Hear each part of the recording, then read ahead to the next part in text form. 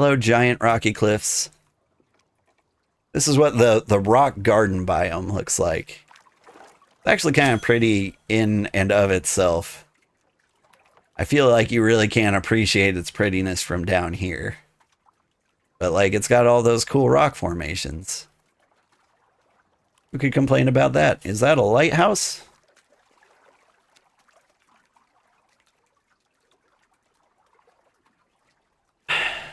How could I get stuff up there?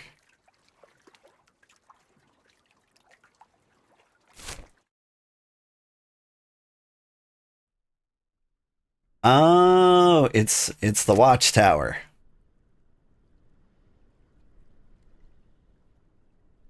I keep thinking I'm way, way farther than I actually am.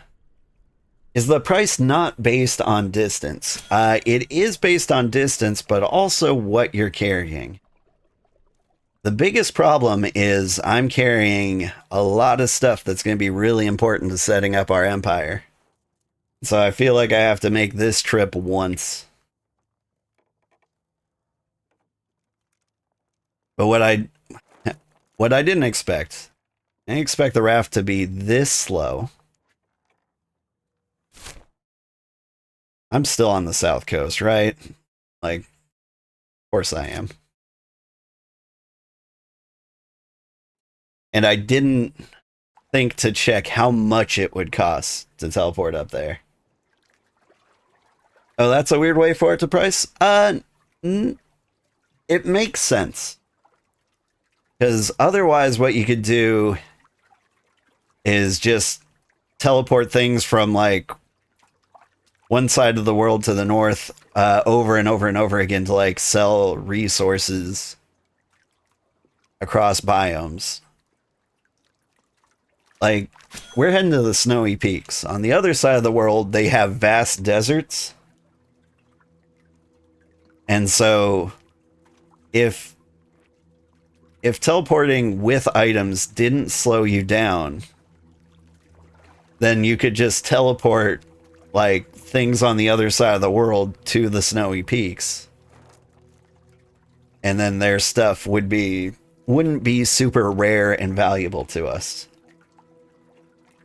Likewise, since we'll be maybe one of the first empires to actually settle a snowy peak, who will be the go-to empire, I hope, for resources from the snowy peaks. And we'll make a killing.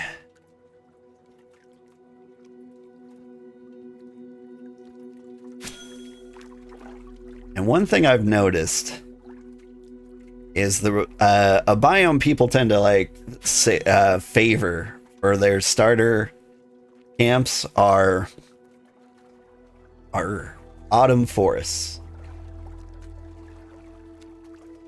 I don't know why. They don't seem to like the pine forests. It might be because it's kind of difficult to settle. But like each biome has like resources like that they can only get or they're hard to get in other biomes. For example, in the pine forest, clay is a thing we will have a lot of.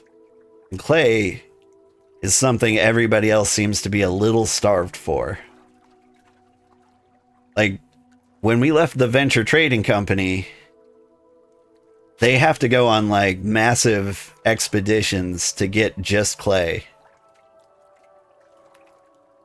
Meanwhile, I'll be right outside our front door because they live in a calm forest, we live in a pine forest. And everyone else lives in an autumn forest. Somebody left a raft here.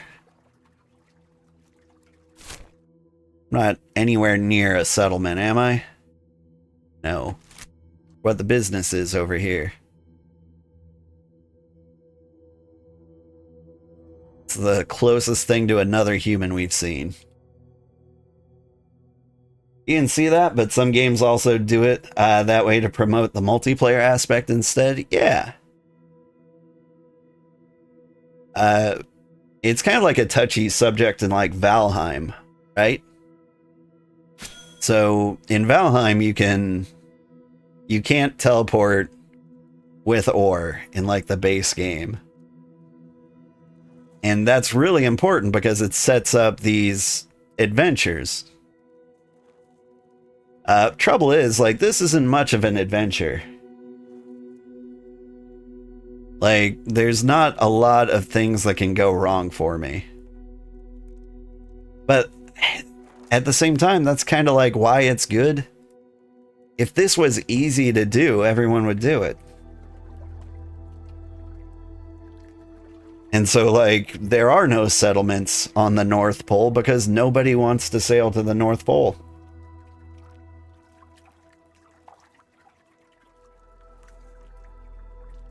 This is more of a cozy expedition game. It is today. Hi, Sugar. You have to do this all again when the game comes out of early access? Yes, kind of. So, in early access, the current plan is basically wipe out all the empires. The current plan is also to keep your current character levels. So like 6 months from now when the server wipe comes, like we'll lose everything, sure, but we'll be able to afford a much faster boat. We'll have super high levels and everything. Like, we just might be able to, like, get a better settlement right off the bat. Honestly, I kind of like what we're doing just for the experiment aspect of it. Like, everyone settled really close to, like, the hometowns, and it's great. They'll get a lot of foot traffic from people just, like, wandering out. But everyone I've seen who's rushed an early settlement is kind of focusing on the end game. Like, I feel like they don't make a good environment for, like, new players. It's not a terrible environment for new players. Like, you could join the Toady Empire and be the Emperor's Toady. And he will be like, give me 10 Fairlight pickaxes. And then you crank them out. And then you sell them. And he's like, great, now I need 90 more. And you can be like, okay, but like, what am I really getting out of this? I want something better for my settlement. Like, Toady guy, really great guy. Can't say that enough about him. Like, he's given like tons of helpful resources. I've stolen all of them and copied them into my Discord. Pretended they were mine.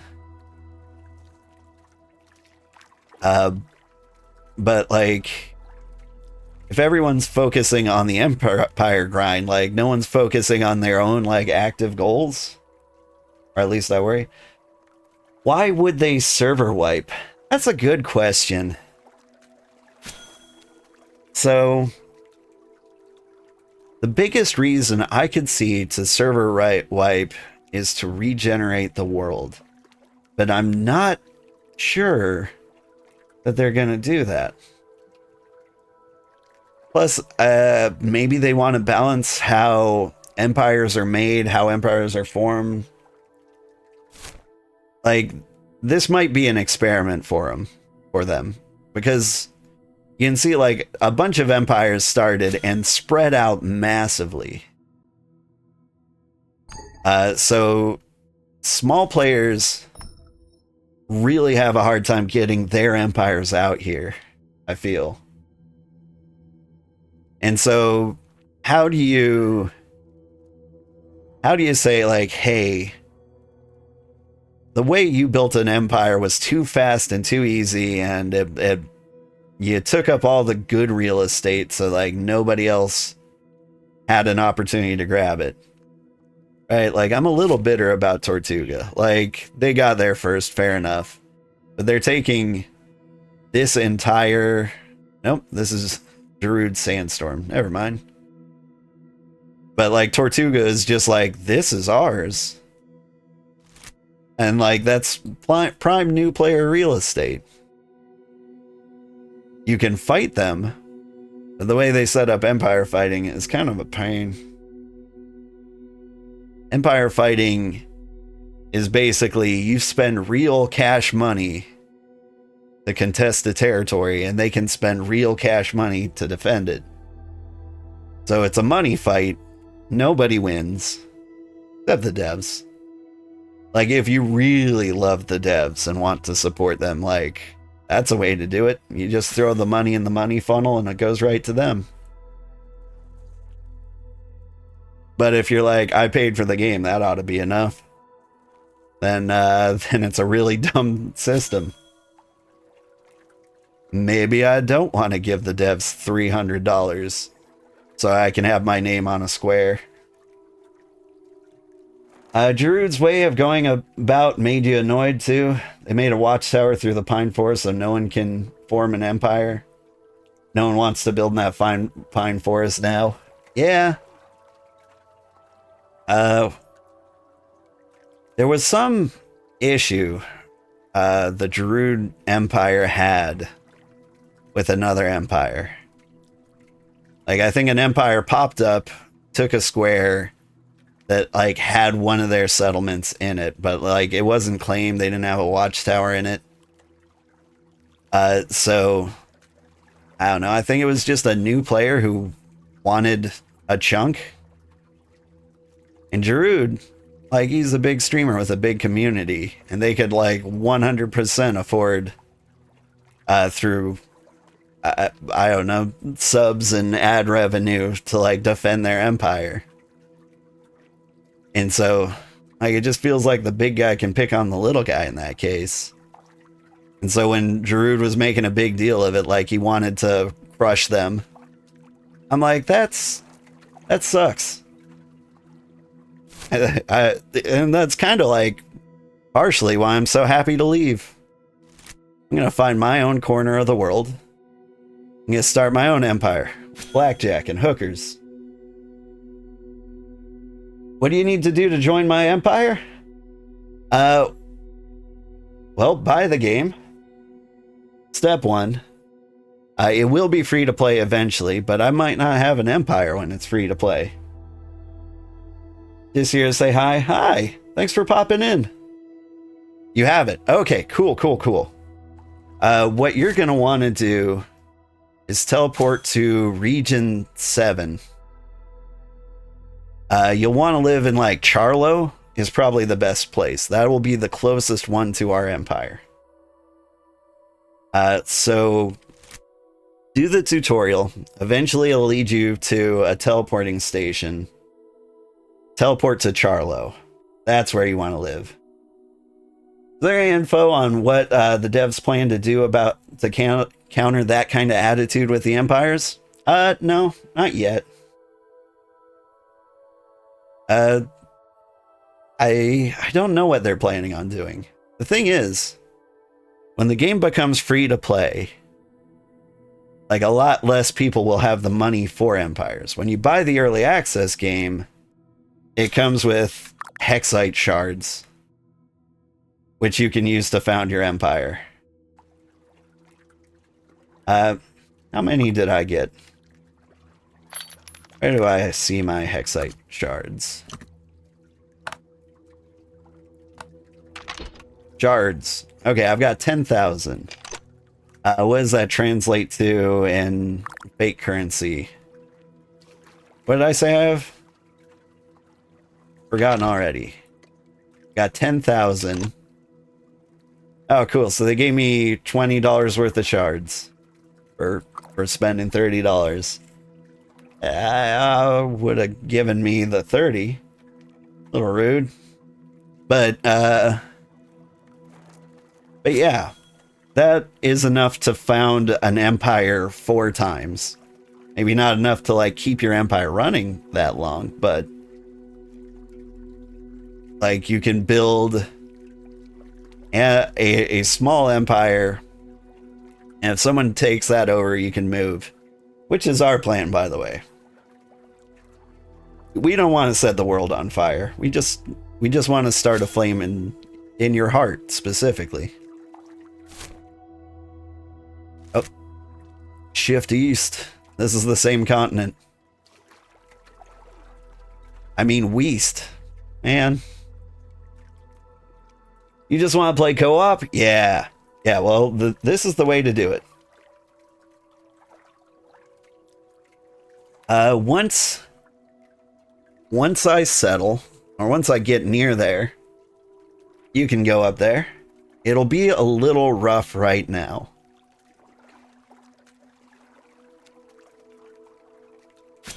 Let's see. You could run to the area that you're meant to be, but it'll be a little bit tough.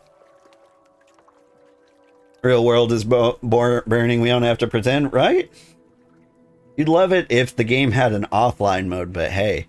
Oh man, offline mode is... It would be cool. I like the game enough that, like, I would love to play it offline, but the resource grind becomes impossible for one person. Like, it got to the point where I hit level 20 and I wanted to, like, I hit level 20 in blacksmith and I was like, great, now I can make level 20 tools. And then it was like, sorry, you need level 20 firewood and you're not a level 20 forester, so can't make your tools. So, like, already deeply dependent on them. Not to mention, making tools also takes rope, leather, planks. So on top of that, I need foragers, I need carpenters, I need leather workers and hunters. It seems too reliant. Yeah. That's kind of what I'm getting at. Like, you can't. Are those waterfalls? That's pretty. Let's zoom into the waterfall.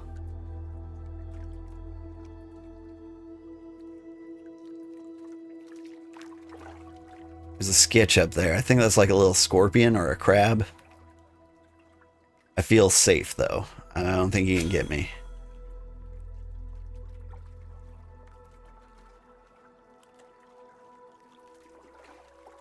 What is going on up there? It might be swamp.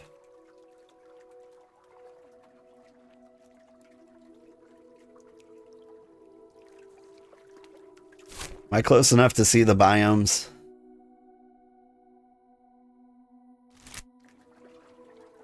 I think it's still Rocky Gardens. Let's see. Do you have to specialize in a certain skill, or can you build everything eventually? So, you can build everything, but in the 6 months it's going to take this game to be in early access, you will not hit level 100 in everything. Like, I don't think it's possible at all. You might be able to hit level 100 in one skill if you focus on that. The scaling gets pretty hard. So it's very reasonable to hit level 20 and everything.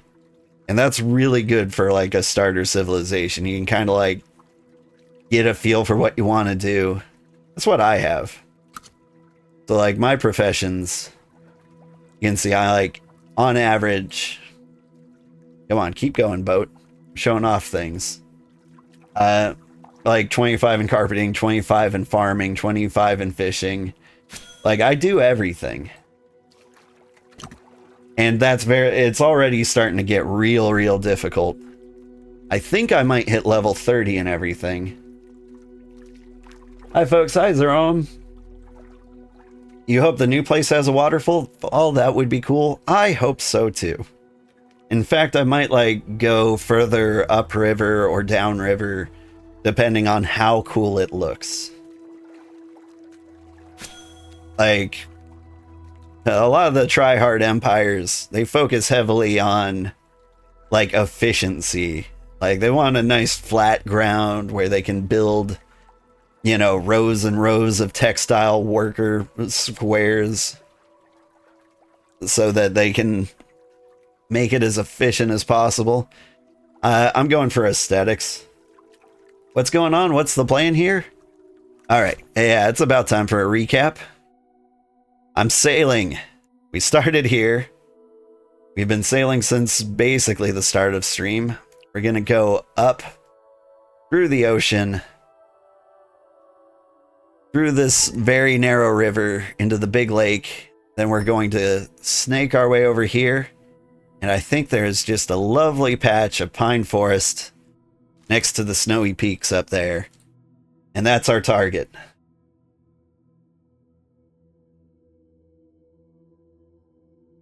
At most, you might try and make us flat roads. Yeah. I think, as far as terraforming of the new village goes, I think we need to make it wheelchair accessible. Like, the carts can't go up, like, I want to say, like, two stacks high. 2 z-axis high. Trying to see if there's a waterfall. Yeah, if there's no waterfall there, we're gonna have to do some like wandering around. Because the waterfall is kind of a deal breaker. It's got to be really pretty to like get us to want to settle there without a waterfall. Actually, Mutation, if you're feeling real crazy, you could teleport there and do some like pre-recon. Like, it's not too late for us to, like, change our path and go to Region 8? Like, there's lots of pine forest up there. You're already sailing? Of course you're already sailing. Cart is 3, wagon is 2. The height that it can go over. Okay, so we're going to want it down to 2. Thanks for letting me know. Are there animals besides fish? No. No, that is a downside to the pine forest. There aren't animals to hunt there. That's going to be something we have to import or something you're going to have to go on expeditions for. I'm bringing 30 leather. That ought to be enough to, like, fuel the Empire forever, right?